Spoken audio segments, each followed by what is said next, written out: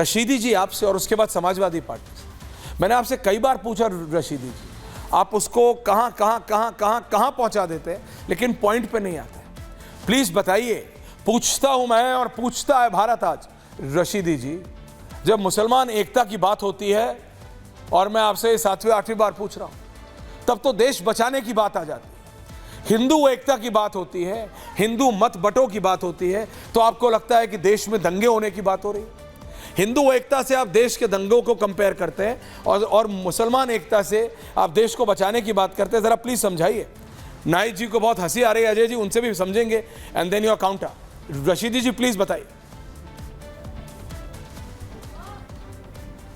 ऐश्वर्या जी जनाब, आपने खुद एक्सेप्ट किया कि 8-9 बार आपने पूछ लिया। हाँ, और आप जवाब एक भी बार नहीं सवाल देते। मैं करता ये भी तो बोलो, और कितनी बार पूछने का कॉन्टेक्ट है आपके पास? क्या है? कितने दिन चलाएंगे इस नारे को? नारे को मैं चला रहा हूं, आप चला रहे हैं। कितने दिन चलाएंगे इस नारे? अखिलेश यादव से बोलिए। अखिलेश यादव टिप्पणी ना देते, कितने दिन मैं आपको बता रहा हूं। सवाल अरे भाई जवाब भी दे रहा हूं। अगर अखिलेश यादव, और ये मैं रियलिटी बोल रहा हूं अजय आलोक जी, सुनिए देखिए पत्रकार की नजर से देखिए। अरे नेता टिप्पणी नहीं देगा तो हम पत्रकार, हम क्या मैं तो किसी और डिबेट पे करता।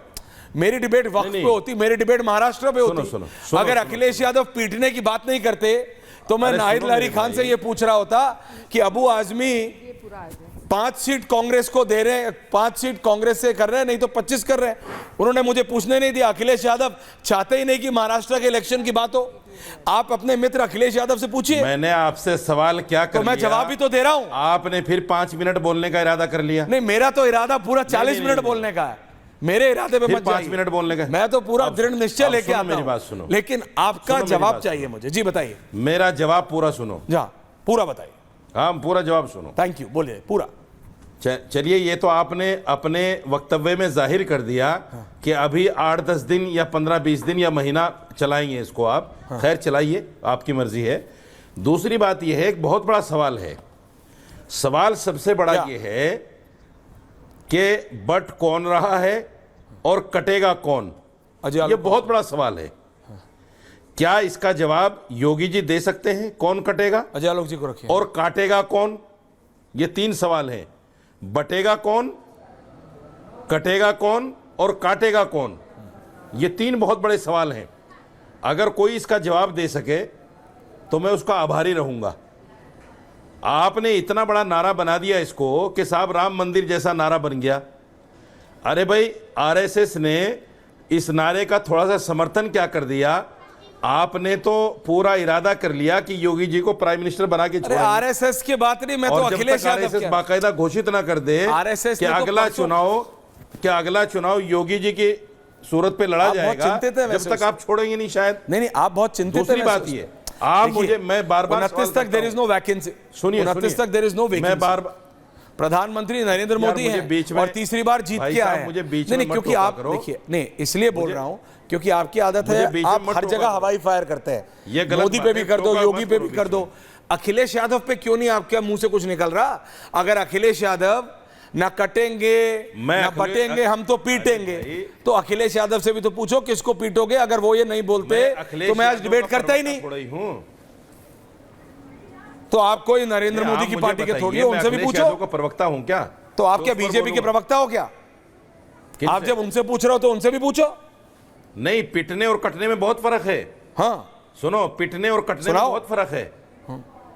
काट तो आप रहे हैं मुसलमानों को, कौन काट रहा है? के नाम पे। अच्छा। इस पर आपने डिबेट नहीं की, एक बार भी। 10 बार की है। एक बार डिबेट नहीं की आपने, एक बार इस पर डिबेट नहीं की। 800 मुसलमानों को मॉब लिंचिंग में मार दिया गया। ऐश्वर्या कपूर, आपने एक बार इस पर डिबेट नहीं की। कितनी बार फैक्चुअली गलत डिबेट नहीं की? 10 बार की। योगी जी ने क्या कहा? 7-8 बार तो आए भी हो, लेकिन आप पिछले 15 दिन से लगातार लगे हुए हैं और पता नहीं कितनी बार लगे होंगे इस पर।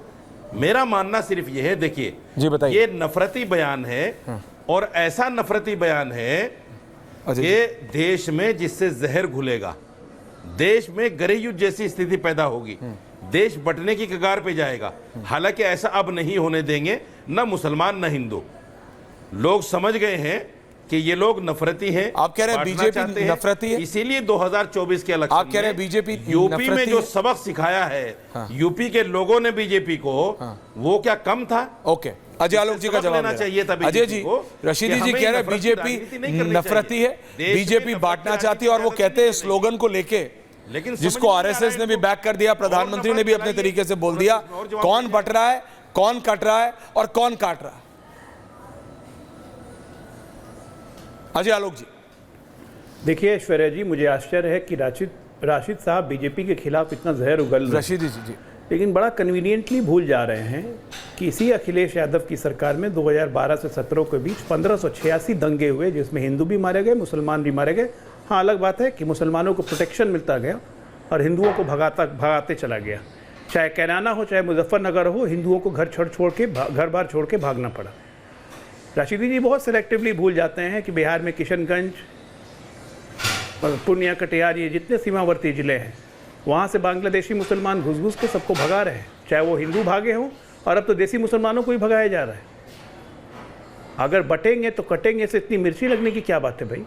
जब कॉल दिया जाता है मुल्लाओं के द्वारा, मस्जिदों के द्वारा, देवबंद के द्वारा कि मुसलमान एक होकर वोट करो इस खूनी हुकूमत को हटाने के लिए, वो तो बड़ा अच्छा कॉल होता है। सोच की बात है। बटेंगे तो कटेंगे हम इसलिए कहते हैं, योगी जी ने इसलिए कहा है क्योंकि हम बटे थे, इसलिए हम कटे थे 1947 में। देश भी कट गया था जब हम बटे थे। दंगों में मुंबई के दंगों में, मुंबई ब्लास्ट में हम बटे थे, तो हम कटे थे और इसलिए अब कटना नहीं है। कुछ जयचंदों के कारण हमें कटना नहीं है, इसलिए यह कॉल दिया गया है कि बटोगे तो कटोगे। देखिए राशिदी साहब, मैं आपकी बात नहीं कह रहा हूं, लेकिन सच्चाई यह है कि अगर जहां हिंदू बहुसंख्यक है वहीं मुसलमान सुरक्षित है, और कोई भी अल्पसंख्यक सुरक्षित है नहीं। तो जहां जहां मुसलमान बहुसंख्यक हुआ है, हर अल्पसंख्यक असुरक्षित हो गया है। मैं पाकिस्तान, बांग्लादेश का एग्जाम्पल आपको नहीं दे रहा हूं कि जहां से हिंदुओं को मार के भगा दिया गया, नगण्य हो गई संख्या, चाहे अफगानिस्तान का। मैं तो लेबनान का एग्जाम्पल देता हूं आपको। ईसाई की आबादी 52-53% थी 1965-66 में। आज क्या हो गया कि लेबनान इस्लामिक मुल्क बन गया? क्योंकि आपने बांट दिया, मुसलमानों ने काट दिया। ये दारुल इस्लाम की जो सोच है, ये जहरीली सोच है, और इसको हिंदुस्तान में स्थापित करने में आपके साथ कुछ राजनीतिक दल और कुछ जयचंद जैसे हिंदू ही दे रहे हैं। क्योंकि आप भारत की धरती को, आप जैसे लोग दारुल हर्ब मानते हैं, लैंड ऑफ कॉन्फ्लिक्ट्स, जहां पे आपकी थोड़ी ताकत है, उस ताकत को बढ़ाने के लिए ये जो रेडिकलिज्म फैल रहा है, उससे बचने की जरूरत है। क्योंकि इसको अगर बढ़ने दिया तो हम कटेंगे या देश भी कटेगा। और इसीलिए योगी जी ने कहा है बटोगे तो कटोगे। ये सिर्फ हिंदुओं के लिए नहीं है, ये पूरे देश के लिए। और इसीलिए देश तभी सुरक्षित रहता है जब हिंदू सुरक्षित रहे, और तभी मुसलमान भी सुरक्षित रहेगा। ये बात दिमाग में बैठा लीजिए। रशीदी जी जवाब दे रहे हैं, बताइए रशीदी जी। नाइक जी आ रहा है, हाँ, मैं जवाब दे रहा हूं, मैं कोई जवाब काउंटर कर रहे हैं। ऐश्वर्या जी, आनंद दादा, ऐश्वर्या जी, हाँ बताइए। ऐश्वर्या जी, आपने अच्छी तरह समझ लिया होगा अजय आलोक के जवाब से। इनका कहना साफ तौर से यह है कि मुसलमान हिंदुओं को काटेगा। इन्होंने जितने भी एग्जाम्पल दिए हैं वो सारे इसी नाम पर दिए हैं। अब आप सोचिए, क्या है ये बयान कम्युनल नहीं है? एक भी गलत एग्जाम्पल हो तो बताइए। क्या ये दंगे भड़काने वाला बयान नहीं है अजय आलोक का? एक भी गलत एग्जाम्पल हो तो बताइए। क्या ये दंगे भड़काने वाला बयान नहीं है? एक भी गलत एग्जाम्पल। क्या ये मुसलमान हिंदू में नफरत डालने वाला बयान नहीं है? अरे शर्म आनी चाहिए आपको। आपको शर्म किस बेशर्मी के साथ दिया, लेबनान का उदाहरण दिया, बेशर्मी के साथ नफरत फैलाते हो आप। एक भी गलत हो तो बताइए ना। बेशर्मी के साथ नफरत फैलाते हो।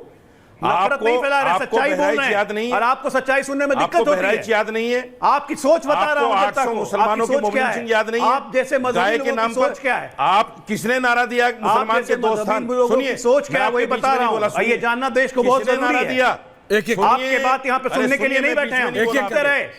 सुनते रहे 70 साल तक, सुनिए 70 साल तक सुनते रहे आप जैसे लोगों की बात। किसने नारा दिया मुसलमान के दो स्थान, कब्रिस्तान या पाकिस्तान? जवाब देंगे? किसने नारा दिया हरामजादे और रामजादे? 1991 में किसने नारा दिया चाकू छुरी तेज रखो, काटने के काम आएगा? किसने नारा दिया? इसके लिए आवाज नहीं निकालेंगे आप?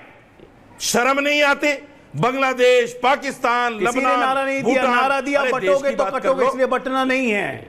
देश की बात कर लो आप हिंदुस्तान की बात कभी नहीं करते।